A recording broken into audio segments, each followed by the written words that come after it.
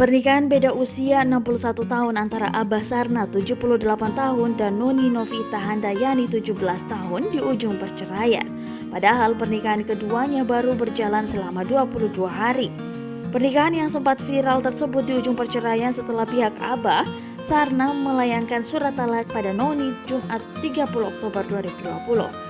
Selama berumah tangga, Abah Sarna dan Noni Novita Handayani tinggal di kediaman orang tua Noni di Kampung Cicondong, Desa Sukamulya, Kecamatan Pagadan Barat. Kakak Noni, Ian 29 tahun mengungkapkan terkejut atas adanya surat talak tersebut sebab dia merasa selama ini baik-baik saja rumah tangga Abah Sarna dan Noni. Tapi nggak ada angin dan hujan tiba-tiba datang surat ini. Tapi si abahnya nggak mau pisah, katanya Minggu 1 November 2020.